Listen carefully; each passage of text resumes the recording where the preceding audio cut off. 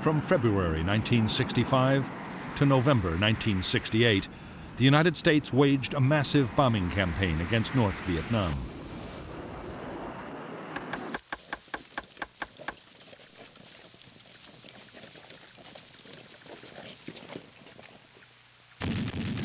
Operation Rolling Thunder sent American warplanes against heavily defended targets. It was a destructive and costly battle as both sides used ever more sophisticated weapons and tactics.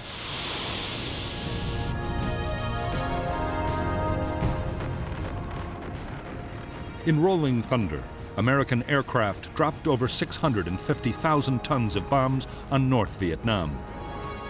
There were also massive operations in South Vietnam, supporting American ground troops and against communist supply lines and bases in Laos and Cambodia.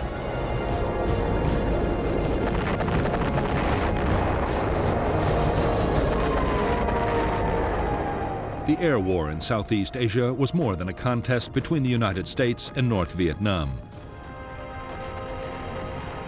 From the start, America's Cold War enemies, China and the Soviet Union, were backing the North with weapons, advisors, and support personnel.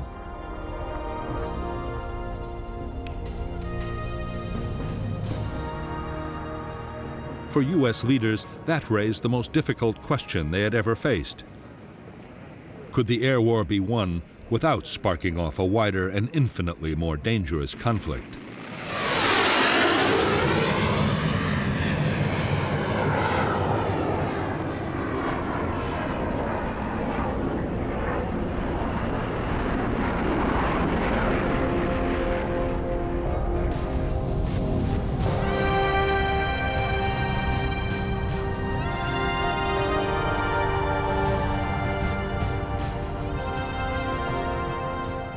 The United States Air Force began its war in Southeast Asia more than 3 years before American combat troops set foot in Vietnam.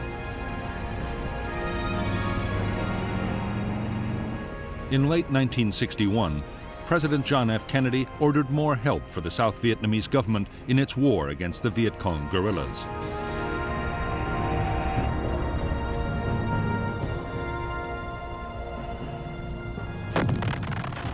U.S. backing included new equipment and more than 3,000 military advisors and support personnel.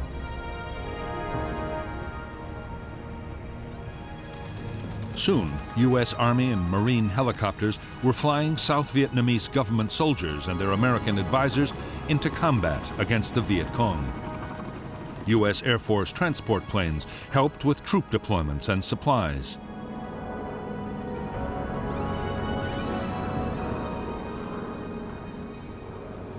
Meanwhile, reconnaissance aircraft searched for guerrilla units, and interceptors defended South Vietnamese airspace against North Vietnamese or even possibly Soviet or Chinese intruders.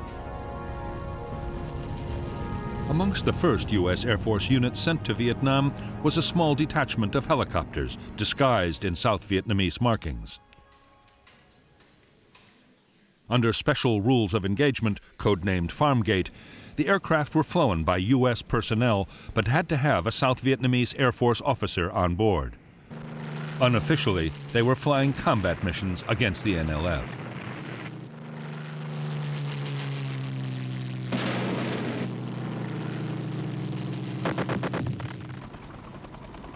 In spite of American efforts, the NLF inflicted a series of defeats on the South Vietnamese Army in 1963. Guerrilla numbers were rising, and they were better armed and led than ever. With each month that passed, the NLF was getting more weapons, ammunition, and trained men from North Vietnam.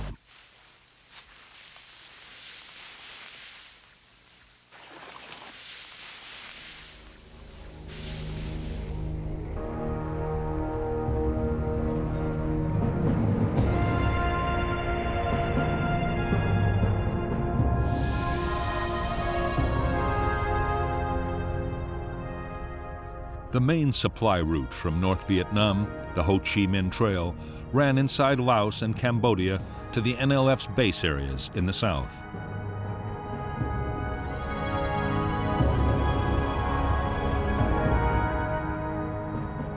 The trail was manned by North Vietnamese army troops with the help of Laotian guerrillas who were waging their own war against the Lao government.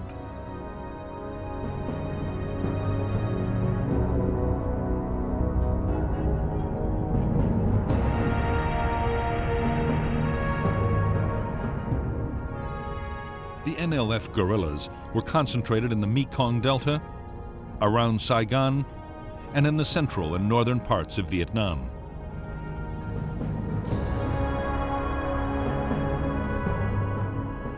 It was near these areas that the Americans stationed helicopter companies to carry South Vietnamese troops into battle.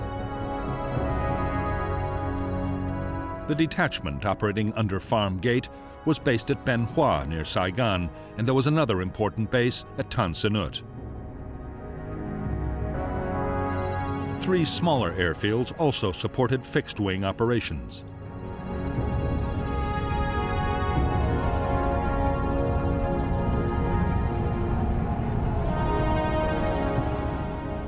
By the end of 1963, Farm Gate pilots, soon known as Air Commandos, were flying more than 80 missions a week. They attacked Viet Cong base areas and river traffic, and were credited with killing hundreds, maybe thousands of guerrillas.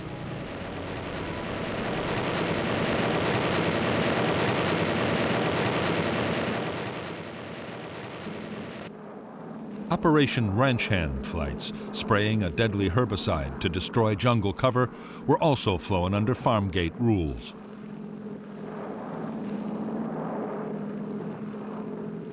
The spraying, which began in early 1962, cleared the vegetation alongside highways.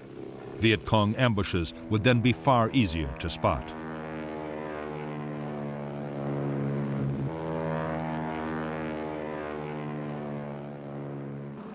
Ranch Hand's mission was soon extended beyond preventing ambushes. Vast tracts of forest were sprayed with Agent Orange, a herbicide containing the deadly chemical dioxin.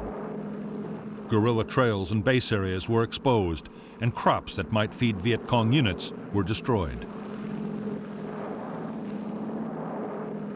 By the summer of 1971, Operation Ranch Hand had sprayed 11 million gallons of Agent Orange, containing 240 pounds of dioxin, and destroyed 6 million acres of South Vietnam. 1/7 of the country's total area was laid waste. Herbicides containing dioxin were banned for use in the U.S. by the Department of Agriculture in 1968. In Vietnam, the spraying continued until 1971.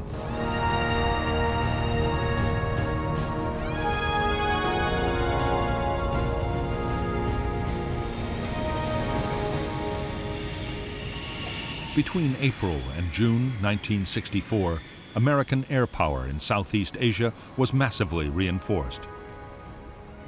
2 aircraft carriers arrived off the Vietnamese coast. The move was prompted by an NVA offensive in Laos.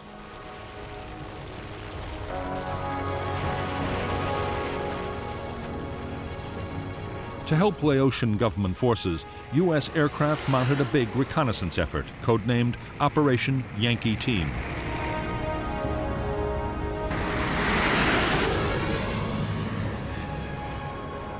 Soon after Yankee Team began, 2 Navy planes were lost to anti-aircraft fire over Laos. The Air Force retaliated by hitting the enemy gun positions in the first jet bombing raids in Southeast Asia.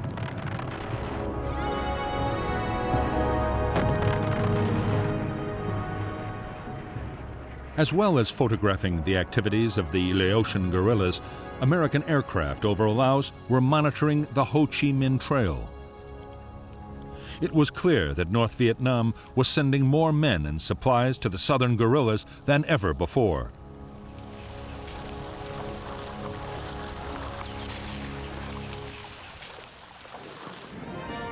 In Washington, the new U.S. President, Lyndon Johnson, was being pressed hard by his military commanders to punish the North.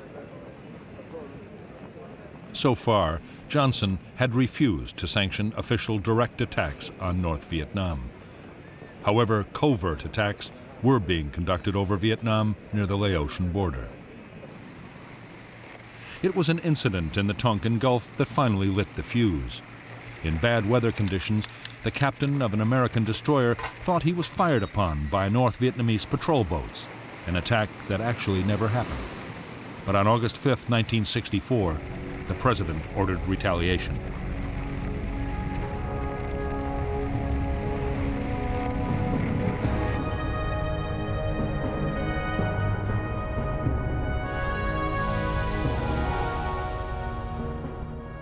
Operation Pierce Arrow was launched by the carriers Ticonderoga and Constellation. Aircraft from Constellation bombed North Vietnamese naval facilities at Hong Gai and Loc Chau, with the loss of 2 American aircraft.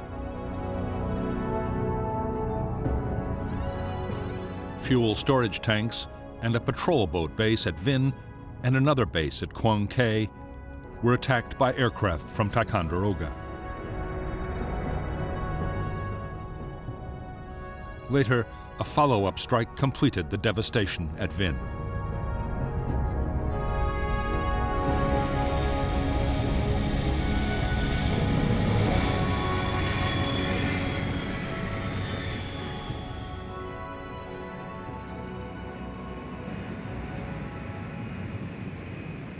In North Vietnam, the American bombing raids immediately triggered a secret plan. For years, the North had been creating an air force with Soviet-built jet fighters. The force had been based in China. The day after the American bombings, the fighters were called home.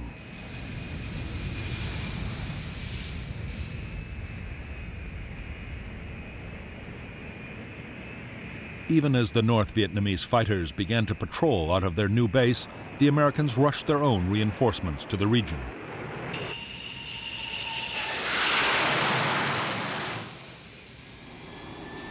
The Air Force deployed more than 70 planes to Vietnam and Thailand. The Navy sent 2 more carriers steaming towards the Gulf of Tonkin.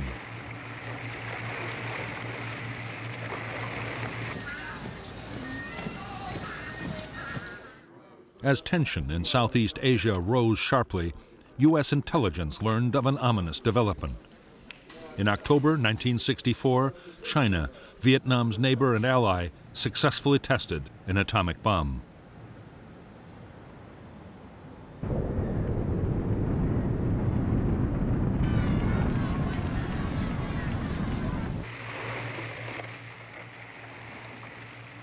In the closing weeks of 1964, American aircraft launched a new campaign in Southeast Asia. The aim was to find and destroy North Vietnamese transport and installations on the Ho Chi Minh Trail in Laos. For the Americans, Operation Barrel Roll was the start of an attempt to cut off supplies to the NLF that would last for a full 8 years.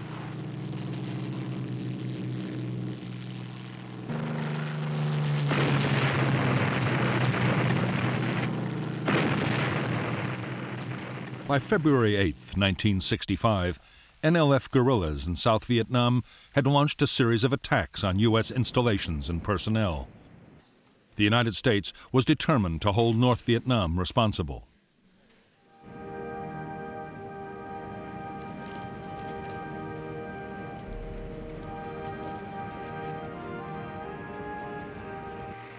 Carrier aircraft had been kept ready to retaliate if the president gave the order.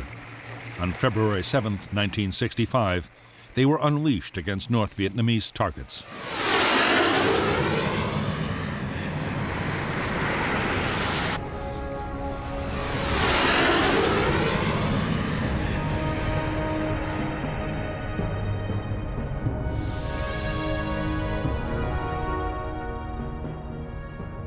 Operation Flaming Dart was launched from the carriers Ranger, Hancock, and Coral Sea, and from airfields in South Vietnam by both U.S. and South Vietnamese planes.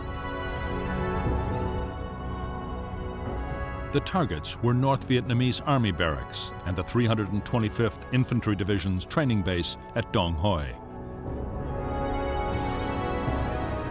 Because of bad weather, only one target was hit in strength, at the cost of an aircraft shot down.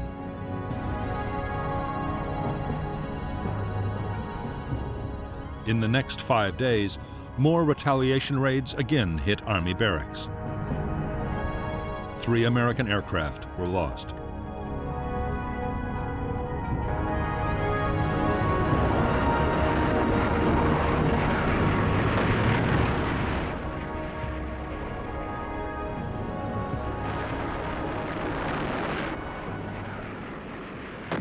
Up to now, the American airstrikes on the north had been in retaliation for particular incidents.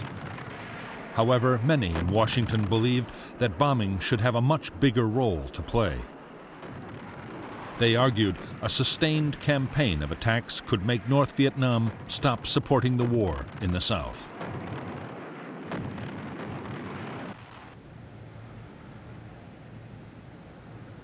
Military planners had long ago been given permission to prepare a major bombing offensive. It was codenamed Operation Rolling Thunder. On February 13, 1965, the White House gave the go-ahead. 2 weeks later, on March 2nd, after a series of delays, the Americans launched the first raid of the new campaign. The initial plan was to launch 2 or 3 strikes every week. But by March 19th, with Rolling Thunder 7, the airstrikes became a sustained and regular effort.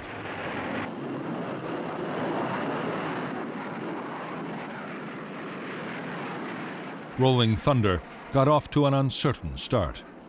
The first mission, flown by more than 100 aircraft, hit an ammunition dump in the Cuoc naval base. 5 U.S. aircraft were lost. In the following weeks, North Vietnamese radar, railway bridges, and military bases were attacked, but more American aircraft were shot down. Already, it looked like an air war over North Vietnam might prove far more costly than anyone had expected.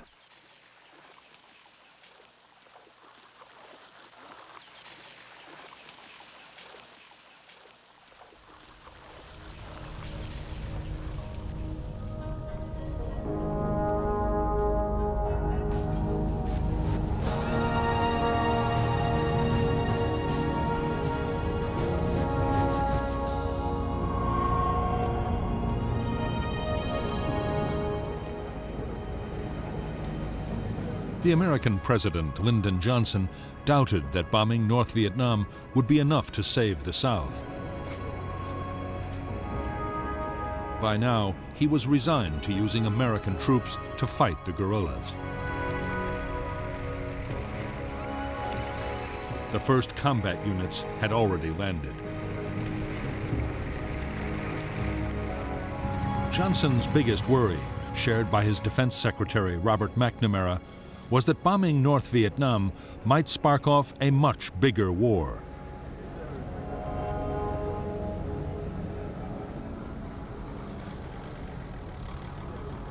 The Soviet Union and China had been supporting the North with financial and military aid for years. If the American bombing was too fierce, they might be forced to come to its defense. After that, anything could happen.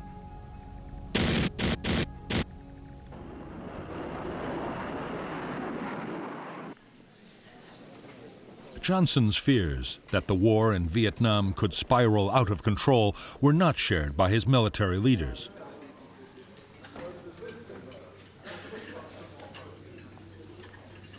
The Joint Chiefs of Staff did not believe that the Chinese or the Soviets would intervene, no matter how hard the U.S. hit the North. What they wanted was a quick and devastating campaign.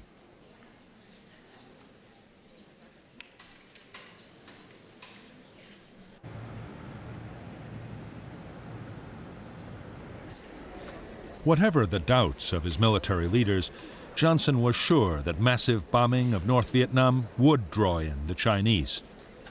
The only course the president could see was to keep strict control of the offensive himself. Each week, the list of targets to be struck would have to be approved by him at the White House.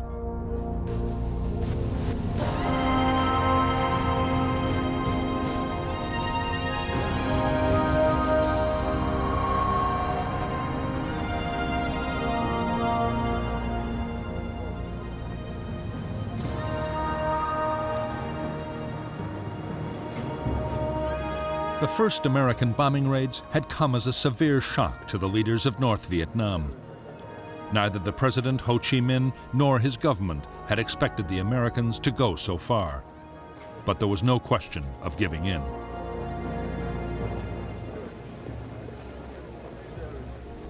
On April 8, 1965, Premier Pham Van Dong replied to a peace overture from the American president with his own list of uncompromising demands.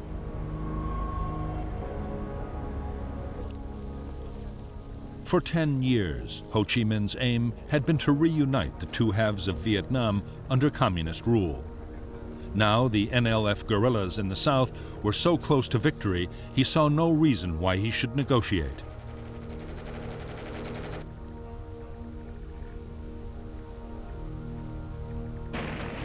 The problem was, if the North were bombed into oblivion or invaded by American and South Vietnamese forces, all would be lost.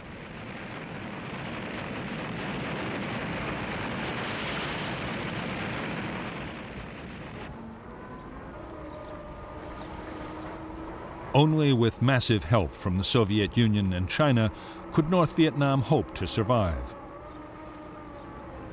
The two superpowers had already given nearly $1 billion worth of aid over 10 years, but Ho was appealing urgently for more. Ho meant to play on the bitter rivalry between the two powers to get all the help he could.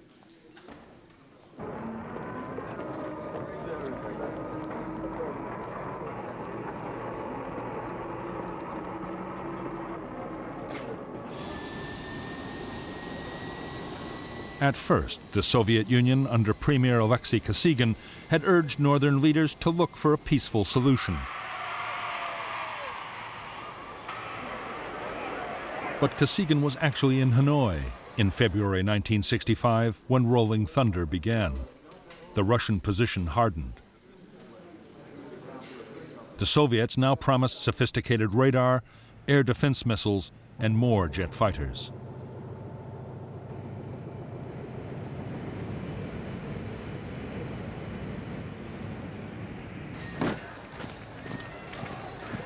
China, under its leader Mao Zedong, went much further than the Soviet Union. Mao promised to send combat infantry if the country were invaded.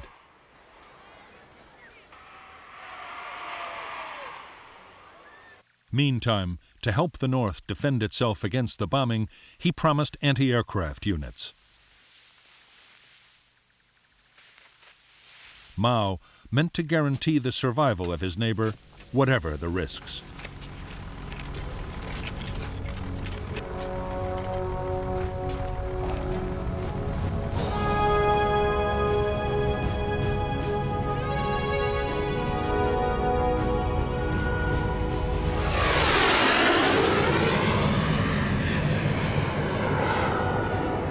From the start, the American bombing offensive against North Vietnam was meant to meet a whole range of different objectives. The military chiefs, including Admiral Sharp, the commander of U.S. Pacific Forces, wanted to wreck the North's capacity to make war.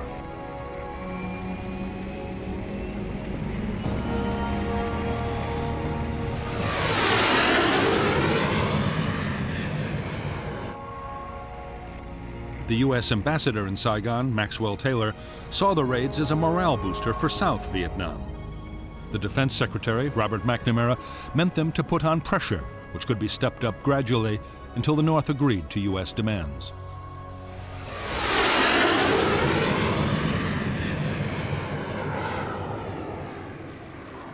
The first targets of the Rolling Thunder campaign had been chosen mainly for their political and psychological impact.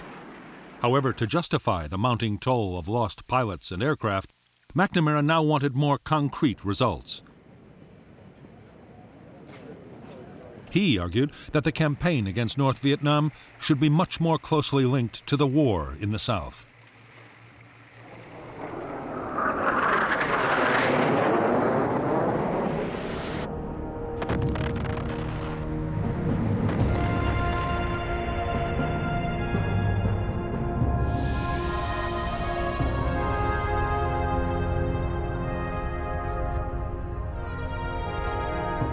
The new American plan for Operation Rolling Thunder focused on the part of North Vietnam between the demilitarized zone, separating North and South, and the 20th parallel.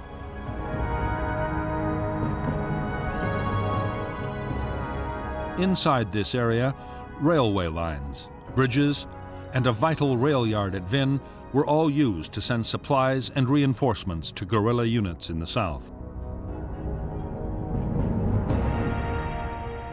These lines of communication were to be cut in a 3-week campaign which would steadily move north.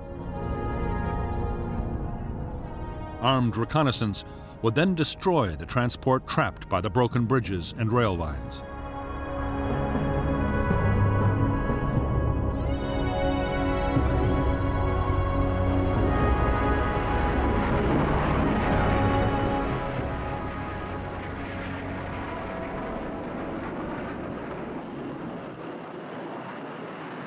To U.S. military leaders, the decision to attack North Vietnamese transport was a move in the right direction, but it was nowhere near as destructive as the campaign they wanted.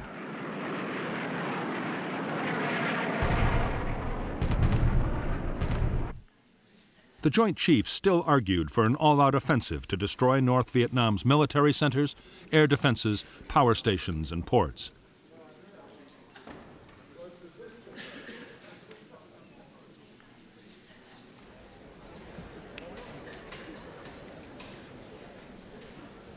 President Johnson and Robert McNamara were adamant that there would be no all-out campaign. This was to be a limited war to achieve limited objectives. In any case, McNamara and other officials argued, the most valuable targets should be kept as hostages. To save those, North Vietnam would have to agree to negotiate.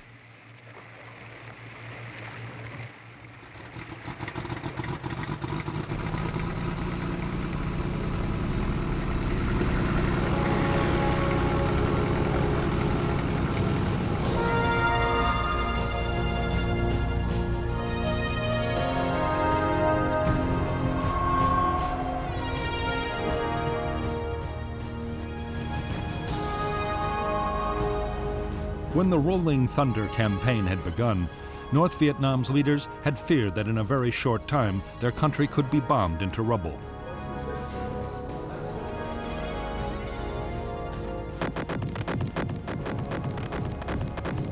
The air defense system was still primitive. If the Americans meant to launch an all-out offensive, there was little the fledgling North Vietnamese Air Force could do to stop them. North Vietnam hoped that open support from its allies, particularly the Chinese, could save it from full-scale attack.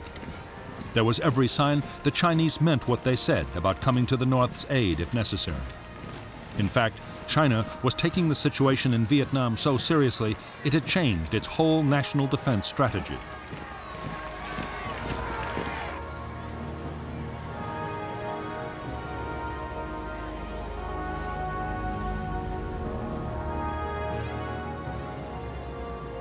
Mao Zedong had long recognized that by helping North Vietnam, he was risking a direct clash with the United States. He was determined to prepare. Mao ordered a massive defense program to ensure China could withstand even a nuclear attack by the United States. He called it the Third Front, and by March 1965, it was already well underway.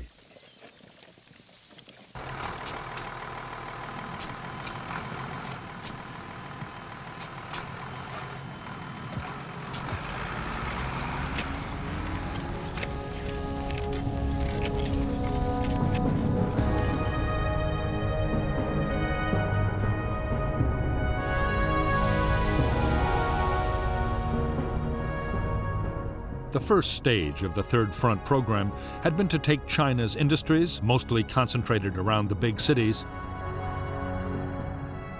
and split them in two.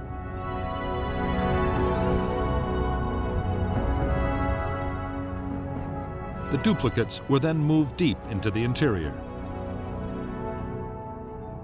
Already, fortifications were being built for defense in depth, and every province was creating its own light armaments industry. Meanwhile, North Vietnam's defenses against American bombing were also being reinforced.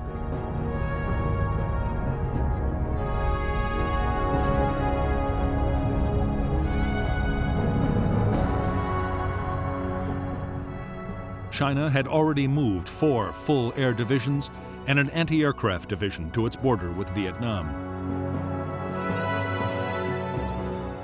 It built airfields close to the frontier as sanctuary and repair facilities for North Vietnam's jet fighters. Inside Vietnam, new airfields would be built and old ones repaired.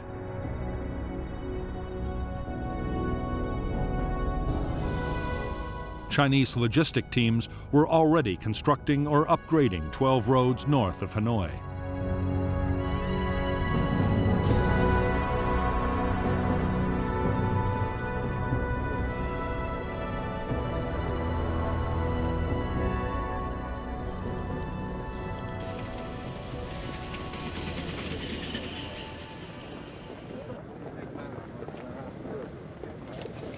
In North Vietnam, full-scale mobilization was being carried out at a frantic pace. Many believed that an invasion might follow the air assault. 1 million people were organized into repair and construction teams. In a massive program, they dug thousands of miles of trenches and millions of single-person air raid shelters. Soon, in Hanoi, there would be a shelter on average every 20 feet.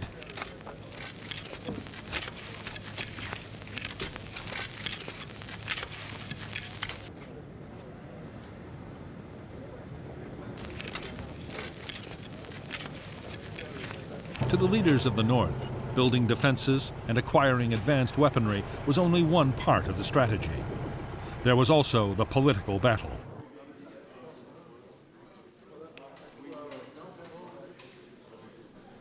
There would be a major propaganda offensive to pressure the Americans into restricting or even stopping their attacks.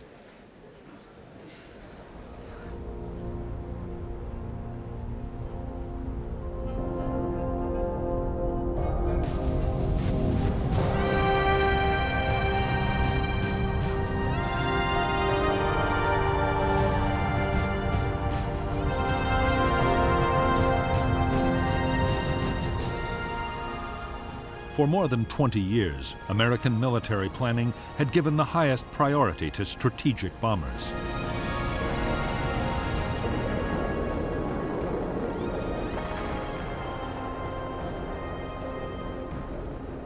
The U.S. had built a huge force of long-range aircraft able to attack targets deep inside the Soviet Union with nuclear weapons. As the conflict with North Vietnam had intensified, Strategic Air Command had modified its giant B-52s to carry conventional bombs.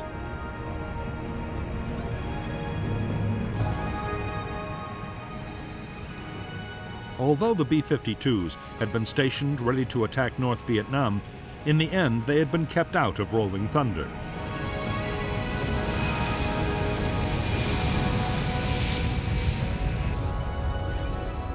The White House believed that the massive high-altitude bombers were just too destructive. They could be seen as a massive escalation of the war.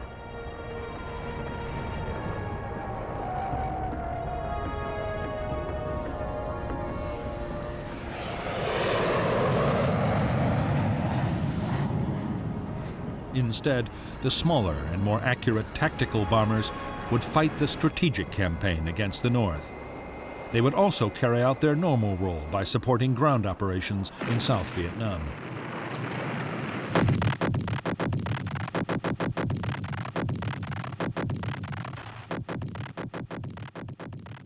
While the Air Force and Marine aircraft would fly most missions inside South Vietnam, a large part of the strikes against the North would be mounted by the Navy.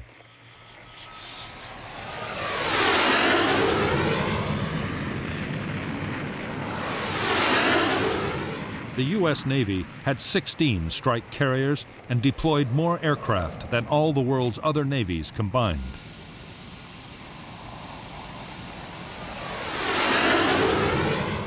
By the end of 1965, 10 different carriers would have taken part in Rolling Thunder operations over North Vietnam.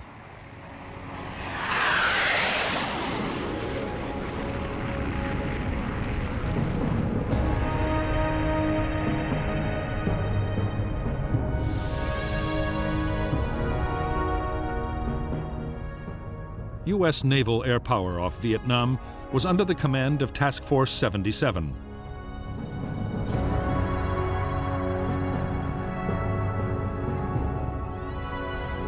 Its carriers would operate from 2 areas, codenamed Yankee and Dixie stations.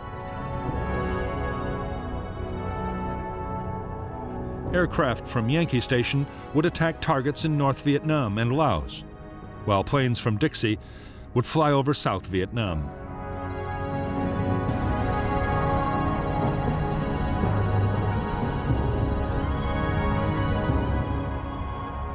American Air Force units were controlled by the 2nd Air Division.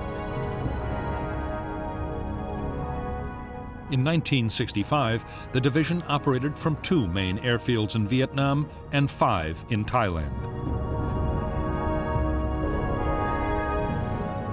The 1st Marine Air Wing would deploy fighter aircraft at another 2 airfields in northern South Vietnam, while B-52 wings of Strategic Air Command operated from Guam in the Pacific and later from Thailand, with refueling tankers from Okinawa.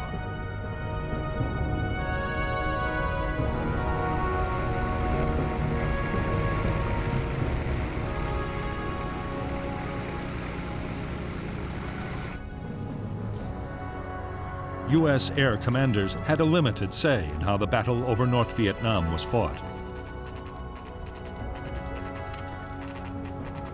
The White House was not only choosing the targets, but deciding on almost every other detail of each attack. Washington specified the day and often the time of each mission, and sometimes even the type of bombs to be used.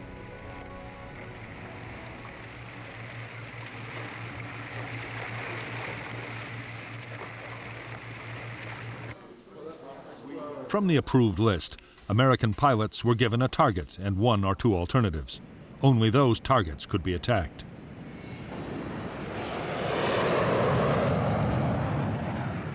The monsoon weather was still enveloping North Vietnam, making some targets impossible to hit at the time specified in Washington.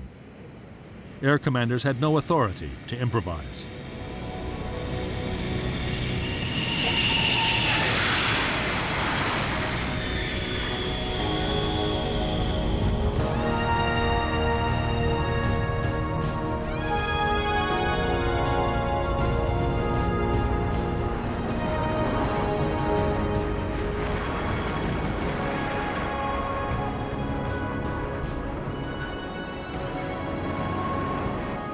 The main burden of the U.S. Air Force's war against North Vietnam would fall on a single aircraft type.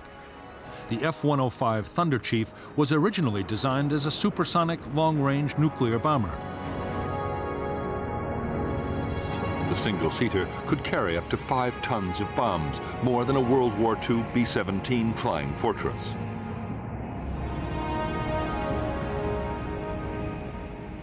As a fighter escort and for light attack, the Air Force had the F-100 Super Sabre.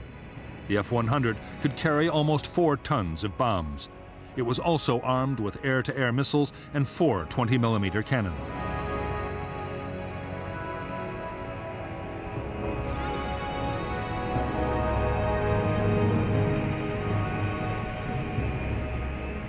For bombing missions, the U.S. Navy still relied heavily on the propeller-driven Sky Raider.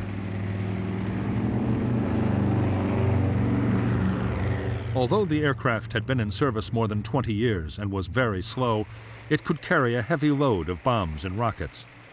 It also had astonishing endurance and was able to stay over a target area for hours at a time.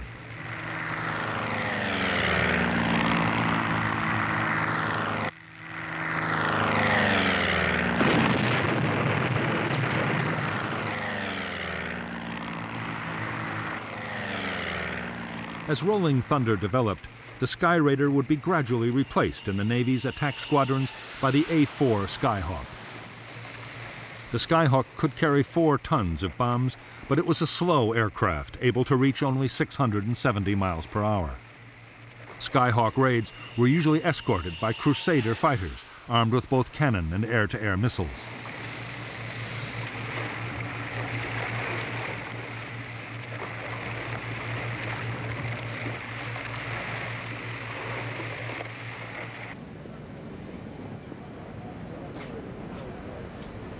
By April 1965, the Americans' most versatile aircraft was already deployed in Southeast Asia by Air Force, Navy, and Marine units.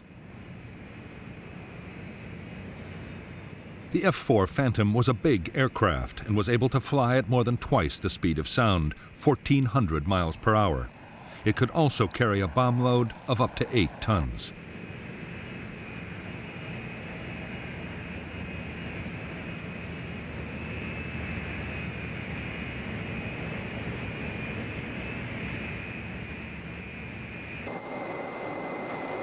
As Phantom units took on a bigger role in the war against North Vietnam, one unforeseen shortcoming would soon emerge. The F-4 had been designed to depend for self-defense on its missiles. It had never been fitted with cannon for close-range air combat.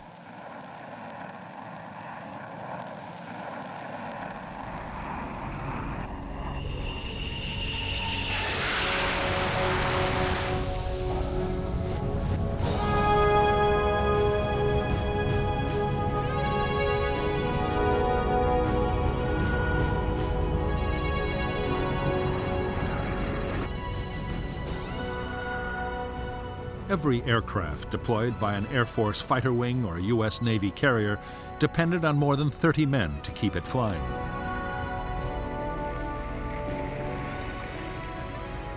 A carrier had a crew of around 4,000 crammed into the ship alongside planes, bombs, and stores.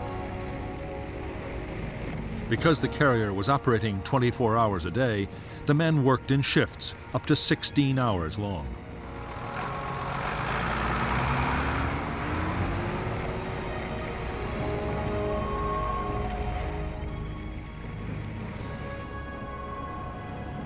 In Thailand and South Vietnam, conditions for Air Force personnel were easier.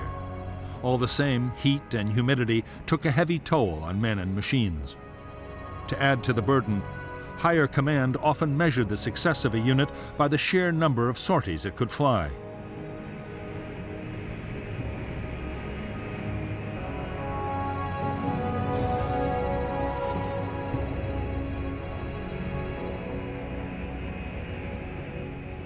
Whether Navy or Air Force, morale was high amongst the air crew who were going into combat over North Vietnam. Aircraft and pilots had been lost, and the enemy's air defenses were still being developed.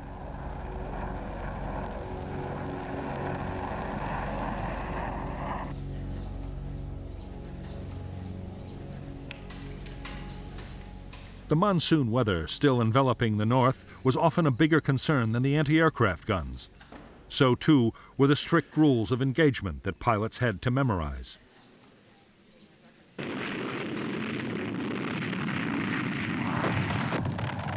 Washington had ordered that only confirmed military targets could be hit, and then never in civilian areas.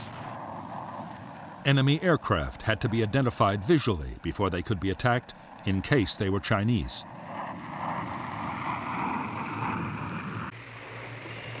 And there was a host of other restrictions. Such rules had never been part of the training of U.S. pilots. But crew were left in no doubt that infringements would lead to serious disciplinary action.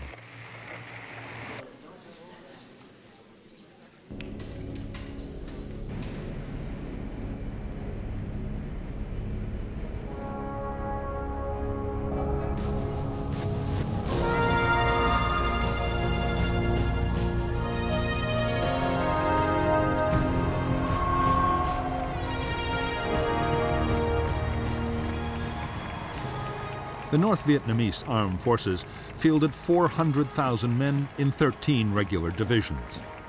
All divisions had their own anti-aircraft guns. So did the units operating in Laos, building and running the Ho Chi Minh Trail.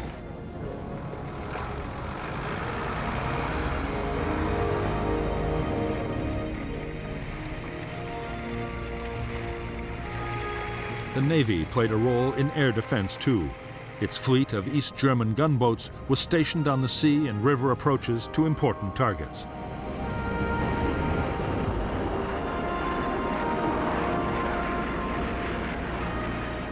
From its beginnings, the North Vietnamese Air Force was part of the Army. As well as its planes and a small number of helicopters, the Air Force controlled the Anti-Aircraft Command, a specialized anti-aircraft artillery formation. It also controlled an increasingly sophisticated early warning radar system supplied by the Soviet Union and China.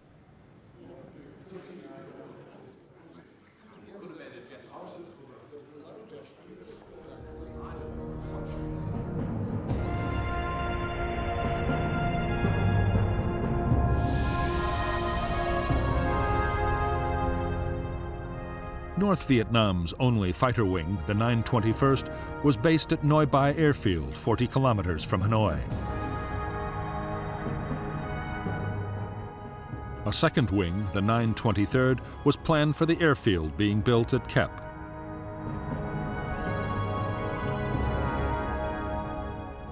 There was also a training wing and a wing of Ilyushin bombers at Cat Bai and Phuc Yen.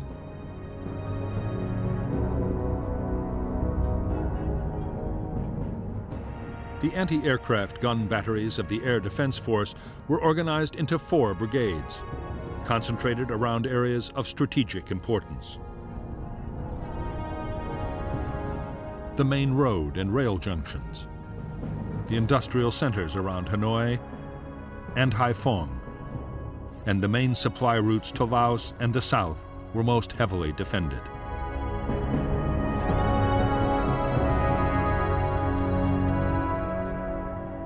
Anti-aircraft units were also deployed along the irrigation system of the Red River Valley.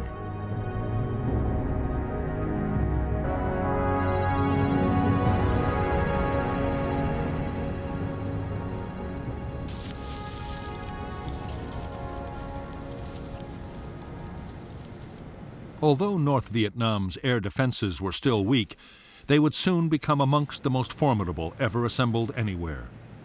The plan was to coordinate the efforts of radar sites and observation posts, anti-aircraft guns, and the fighter interceptors. The planes would try to ambush the enemy, and if they couldn't shoot him down, at least force him to fly through heavy ground fire.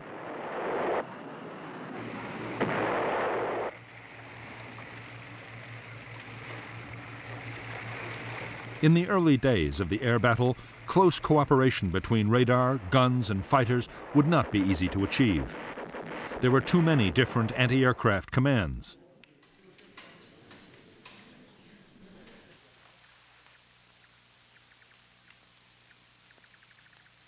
Soon, as Soviet-built anti-aircraft missiles became operational, another ingredient would be added to the already complex system. For a long time to come, North Vietnamese pilots would run a very high risk of being shot down by friendly fire.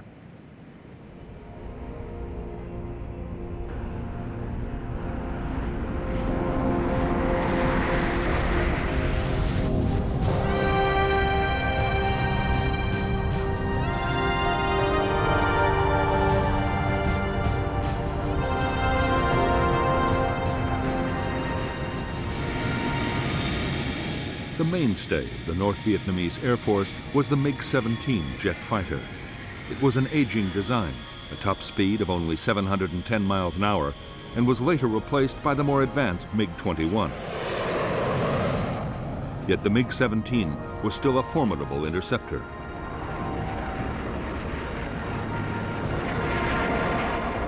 It was one of the most maneuverable jets ever built, and armed with 3 cannon, it was deadly in a dogfight.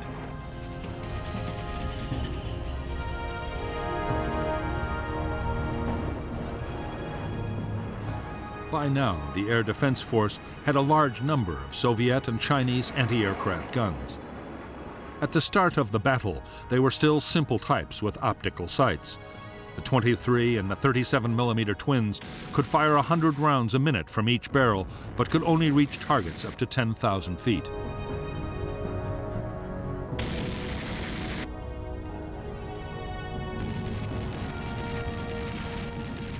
The bigger 57mm anti-aircraft guns had a ceiling of 18,000 feet. American pilots could avoid them by flying higher, but in the last moments of an attack, aircraft had to come in low. It was then that the 57mm was an extremely dangerous weapon.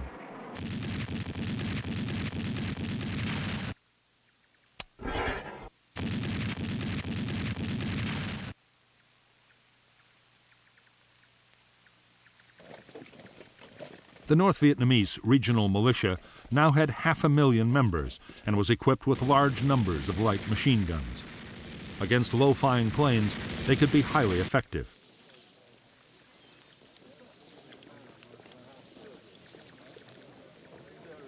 Militia were even taught to use their rifles against enemy raiders, as even a chance hit by a single bullet could bring down a $1 million aircraft in flames.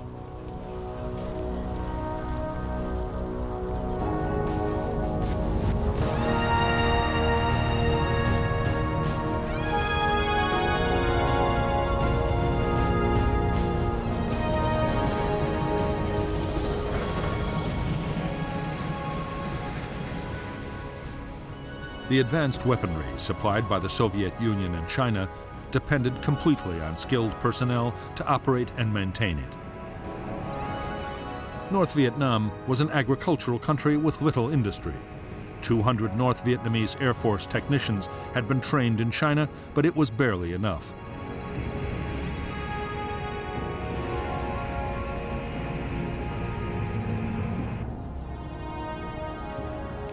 There was also a shortage of skilled radar operators.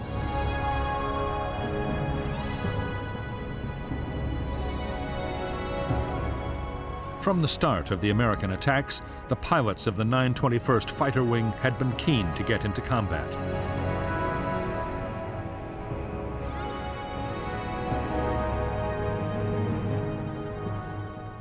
They had been training at a furious pace. Gunnery was given the highest priority. Pilots practice opening fire at ranges down to 150 meters to get a kill on the first pass.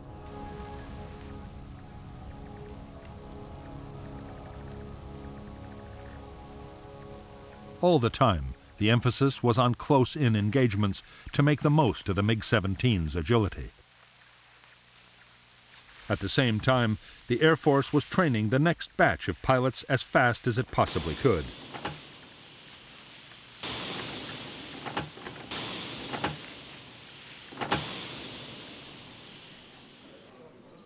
Most of the training of pilots, radar operators, and anti-aircraft gunners was being carried out by Soviet and Chinese military experts. Many had already taken part in combat operations, actually directing the defense. At a higher level, behind the scenes, there were Soviet and Chinese staff officers working to improve the performance of every branch of the North Vietnamese armed forces.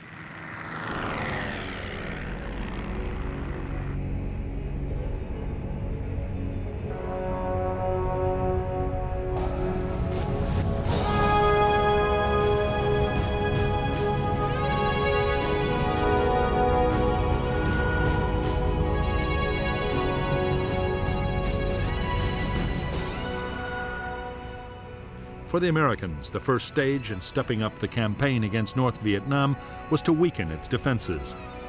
In the last week of March 1965, U.S. attack planes from the carriers Hancock and Coral Sea hit key North Vietnamese radar sites.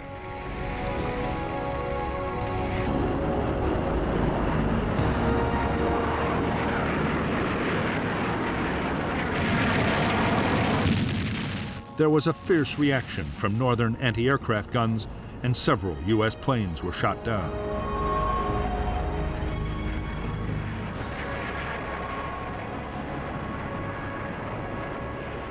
As the Rolling Thunder campaign built up, the attacks did boost the confidence of the South Vietnamese government.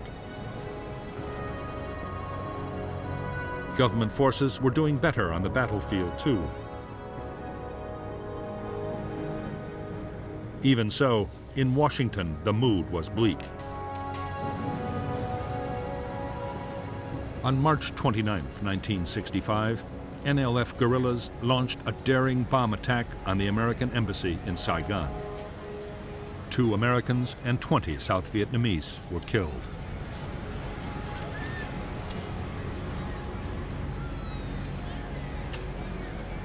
To many in Washington, the attack seemed to underline the need for much stronger measures to be taken in Vietnam. By now, President Johnson himself was pushing for vigorous action. He gave permission for the Marines already in Vietnam to be used in combat operations. Few doubted that more troop deployments would follow.